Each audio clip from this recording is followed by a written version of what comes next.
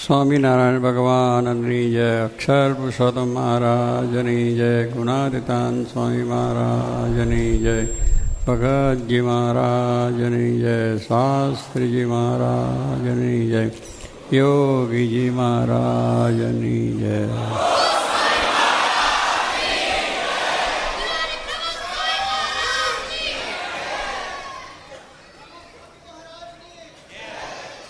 આ વૃદ્ધોને બાળકોની પણ છે,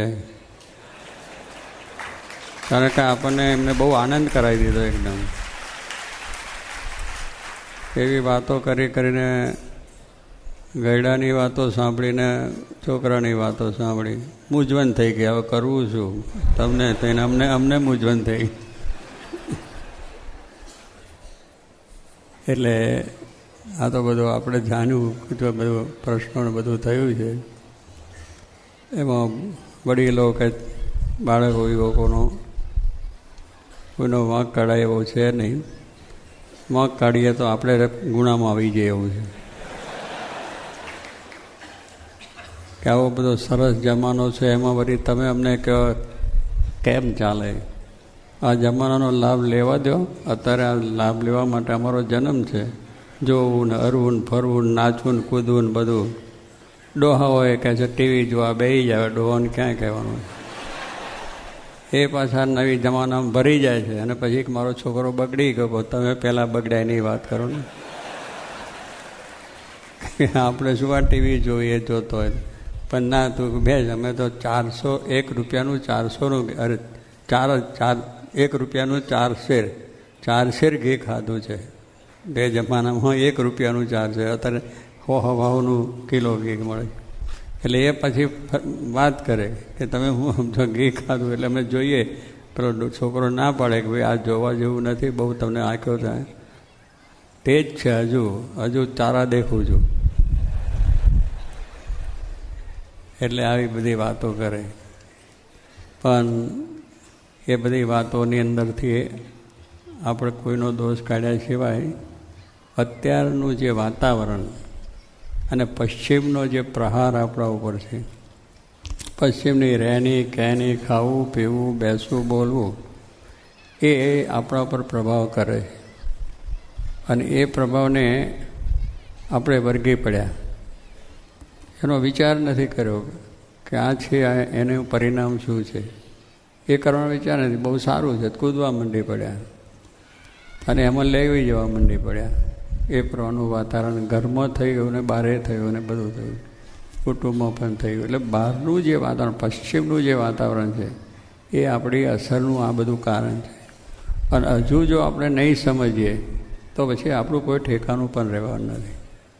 બધી રીતે આપણે ખુવાર થઈશું અને આપણું કુટુંબ છિન્ન ભિન્ન.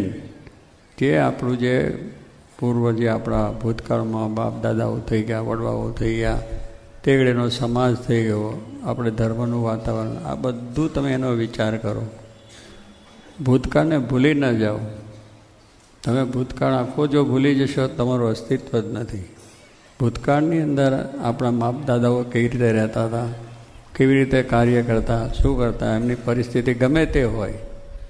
એમની પરિસ્થિતિ આગળ બહુ વૈભવવાળી નહોતી, પણ એવી પરિસ્થિતિમાં પણ પોતે જીવન જીવ્યા છે. અને એ કુટુંબને પણ એક કુટુંબના 5 દીકરાઓ હોય, ભાઈઓ હોય, તો સાથે રહી અને જીવન જીવતા હતા. બધે પોતપોતાની રીતે રહે. વડીલોની મર્યાદા સંપૂર્ણ હતી કે બાપનું કુટુંબ જે હોય એક જ જે વાત કરે એમાં બધાએ સારી રીતે કરતા હતા. સ્વતંત્રતા નહોતી. સ્વતંત્રતા એટલે હોની રીતે કામકાજ કરવું એ હતું, પણ ગમે તેમ ફરવું, હરવું, જવું, કરવું એવું નહીં. ઘરનો બોબો સચવાતો, ઘરની મર્યાદાઓ સચવાતી, બાપની મર્યાદાઓ સચવાતી, વડીલોની મર્યાદા સચવાતી. અને વડીલો પણ એવા હતા કે છોકરાને પણ એવા પ્રેમથી, હેતથી, વહાલથી એની જોડે બેસીને વાતો કરતા હતા.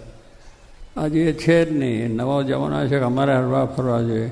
ડોહા કે અમારે હરવા ફરવા જોઈએ, અમે જઈએ બેઠા. અને ત્યાં એ પાછા ભેગા થઈને એવી જ વાતો કરીને એ કંઈ જોવાનું કરવાનું. એટલે એમાં મેળ ક્યાંથી ખાય? મેળ ખાવાનો તમે તમારો ભૂતકાળ જુઓ અને એનો હંમેશા વિચાર કરો. ઘરમાં બેસીને એની વાતો કરો, રામાયણની વાત કરો, મહાભારતની વાત કરો, ભગવાન સ્વામિનારાયણના ગ્રંથોની વાત કરો. આપણી સંસ્કૃતિ, આપણા સંસ્કાર, આપણા ધર્મ, આપણા શાસ્ત્રો, આપણા મંદિરો આપણે શું કહે છે. આપણે તે ઘડીએ ધંધા કરતા હતા અને સારી રીતે ધંધા રોજગાર કરતા, ખેતીવાડી કરતા, નોકરીઓ કરતા, બધું જ કરતા હતા. છતાં માણસને શાંતિ હતી. માણસના જીવનમાં ભલે આર્થિક થોડી મુશ્કેલી કોઈને હોય, પણ મનની શાંતિ તો હતી જ. એને કોઈ દાડો એવું નહોતું ભાઈ આપણે બહુ આજે આપણી પાસે પૈસા, બંગલા, મોટર, ગાડીઓ બધું હોય તો એ પણ અશાંતિ તો છે જ. એનું કારણ શું કે આપણી ભૂતકાળ, આપણી જે મૂળ સંસ્કૃતિ, મૂળ વસ્તુને ભૂલ્યા છે. મૂળ વસ્તુને પાછા જો તમે લાવશો, એને સમજવા પ્રયત્ન કરશો, તો પછી ઘર ઘરમાં દિવાળી છે, આનંદ છે. અત્યારે હોળી છે, ઘર ઘરમાં હોળીની છે. આ બધી હોળીની વાતો કરી. ઘરમાં હોળી કેમ ચાલે છે, છોકરાને ને બાપને ને બહુને ને દીકરીને ને માને ને કેવી છે હોળી જ ચાલે છે. કોઈ કોઈનું મન એક નથી, બધાએ પોતાના મનમાં માલે જ છે. કારણ એ પૂર્વ પશ્ચિમની અંદર કોઈને મા બાપની છોકરાને પડી. છોકરો 16 વર્ષનો થયો, કમાતો થયો એટલે મા બાપથી જુદો. એની મેં તેને જે ફ્રેન્ડશીપ કરીને કરવું એ કરી નાખે. એનું સંસ્કાર, એની સંસ્કૃતિ, એના વિચારો કંઈ જુએ નહીં. બસ એક રૂપ જોઈને બહુ પામી જાય ને કરી દે. છોકરીઓ એવી છે કે એમ જોઈને પે જાય. પણ એ બધું કશું જ કંઈ આપણું શું મૂળ કુટુંબ બધું જ કંઈ નહીં. પહેલાં તો તમે લોકો જાણતા હોય છે કે છોકરાઓને પહેરવાને માટેનો છોકરો પોતે જોવા જતો જ નહોતો. તમે લોકો નહોતા જતા. બ્રાહ્મણ ગોર હોય એ ગોર જોઈ આવે અને જૈન કન્યાને છે બરાબર છે, છોકરો છે બરાબર, એ મહારાજ આવીને વાત કરે કે બે સારું